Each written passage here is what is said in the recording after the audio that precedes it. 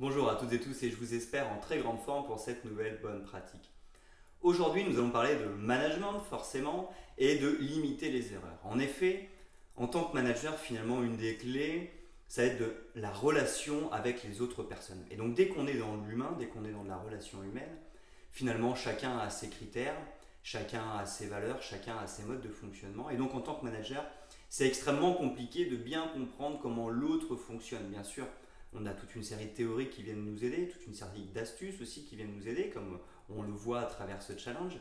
Mais ce qu'il faut savoir, c'est qu'on aura beau connaître l'autre du mieux possible, on aura beau comprendre les fonctionnements humains, on fera quand même des erreurs. Et je pense que finalement, toute la clé du management, c'est de ne jamais se dire qu'on est un manager parfait, ça n'existe pas, on fera forcément des erreurs.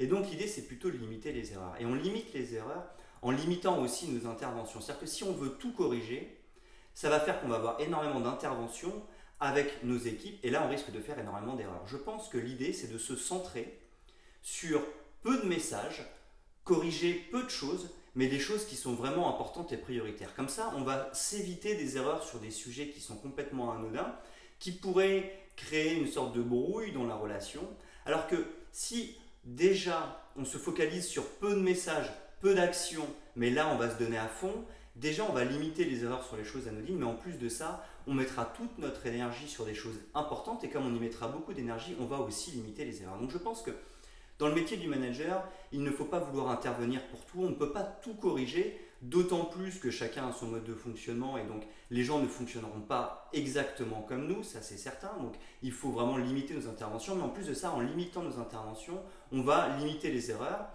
on va se garder de l'énergie pour les choses qui sont vraiment importantes et donc on va se focaliser là-dessus, donc là on sera extrêmement vigilant, on fera très attention à comment on va dire les choses et à ce qu'on va dire, du coup à la fois quantitativement on va limiter les erreurs mais aussi qualitativement parce qu'on sera focus sur peu de choses et qu'on y mettra toute notre énergie, on limitera aussi les erreurs. Voilà. C'était la bonne astuce du jour, j'espère qu'elle vous a été utile et moi je vous donne rendez-vous dès demain pour une nouvelle bonne pratique.